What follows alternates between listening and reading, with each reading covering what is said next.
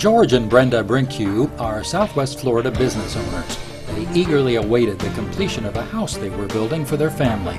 When the day arrived and they walked through the door, they didn't realize that their new house was about to become a nightmare that could literally consume their lives for the months and years to come. There's a lot we can learn from George and Brenda's story. Hi everyone, I'd just like to take a little time here to kind of give everybody an idea of what has been causing the AC units in our home to fail. We've had 3 units go down, which is the coils in one unit and 4 in the other unit. And the black stuff that you see on the coils here is called copper sulfide. And this is something that you need to look for, especially when you're looking at buying a home or thinking about buying a home. Look at the air conditioning coils, and they're located right inside an air handler, as you can see here with the AC unit. And some may be located up in the attic, and then some of them may be also located in the garage. These happen to be in a closet. I just want to explain a few things that have gone on in our home when we were living here that we noticed. And you know, if you're going through the same things that you might want to take notice to, we had problems with batteries. Batteries would corrode. We were constantly going through batteries. We also, my belt. I had a Brighton belt, and it turned, all the silver turned black. And I had a candle from France. The rim had all turned black on me. My perfume bottles. I started noticing all my perfume bottles. The tops were turning black. And also our speaker wires were turning black. We had a lot of our coins. When we started really noticing a big problem is the coins in our drawers were turning, and they would be shiny on one side and black on the other. And then we've had radios, we've had computers, our computer go bad, we've had a transformer and our light go, and these are just a few of the things that have affected it. In the last 7 months, this has pretty much consumed our lives. As you can see, all the notebooks we've had, research we've worked on, and we've even had MIT, we sent them samples to test our drywall. We had State Farm out to say that our electric is in terrible shape. We've had Florida Department of Health came out and took these photographs for us, and you can see many of them on their website of different things that have been defective in our house. When we were building our home, I took a lot of pictures as we were building, and this is the drywall that we have upstairs. They brought a shipment to us, and this is National Gypsum's drywall, and this was all upstairs. All our drywall upstairs is from National Gypsum. And these are just some of the articles and things that we have researched during this time. My name is Harrison Brincku, and this wiring is corroding in my bathroom. Faucet in the bathtubs are turning black. Another area that kind of raises concern that I like to talk about is the wires in the wall. This is a piece of drywall that is located on the inside of the wall with one piece located on the outside of the wall. This is a wall cavity that's enclosed. And when you look at the wire, you see this wire here is like almost like a off tan color. When you pull up the wire, you can see the 2 different colors. What it used to look like, which was the white, which is buried inside the wood, and then the wire that's exposed to the drywall area is actually tanning with inside the wall cavity. And it does raise quite a concern because you know that something is causing this to turn these wires this color.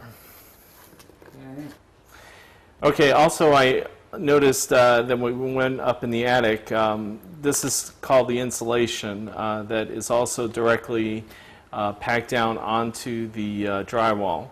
And here is like electrical wire that is, when it was placed up in the attic, the paper and the electrical wire were in contact with each other. And when the electrical wire was separated from the paper, I noticed this black streaking. And we called up Owens Corning to find out exactly why this was happening. And they told me that this should not be happening because this here is called roadside tar. And this is supposed to withstand high extreme temperatures up to 500, 600, 800 degrees. And they said that this here that's happening on the outside and that's oozing through the paper, that's becoming liquefied, is not normal. And I asked also MIT about this, and he told me that this is sulfuric-like conditions that is causing this tar to break down of this organic substance. Hi, I just want to show you what's going on in our bathroom. There is pitting going on in our sink fixtures, and black you can see. And also MIT described our house like it's acid rain without the rain. And when National Gypsum came into our house for 7 days, they were looking for Chinese drywall, but they couldn't find any. Most of the boards in our home are National Gypsum, and a very small percentage is USG. Okay, I just want to show you some pretty simple tests that you could do at home when you're, thinking that you may have some gassing type issues with drywall. This is just basically a mason jar you buy at Publix. What you want to do here is put in some, purified water, and just take a mason jar like this, put the sheetrock or the drywall, in this case, inside the jar. Take a piece of electrical cord with a copper wire, strip the plastic or the coating off the wire, and just suspend it inside the jar, and then place it out in the sunlight for 2 weeks and see if your wire turns black. And if it does, and your wire does turn black, it's going to look something like this. You'll see the black on the copper, and that's basically copper sulfide. And you can see how, it turned that wire just, totally black. And then also I did some baggie test. Just a plastic bag with a piece of drywall inside there. The copper penny in here, after so many months, you can actually see the drywall, what it did to the copper penny. It turned it black. And this is pretty indicative to what it does to all the copper in the home. It just changes the colors. And then if you have good drywall and you stick it in a plastic bag with, again, just dampen the not a whole lot of water, but just dampen it, you'll see that this copper penny is just as shiny as the day I put it in. Again, no issues with this drywall. But this drywall here obviously has an issue because it is turning black. And again, this is something you could do relatively, cheap and inexpensive.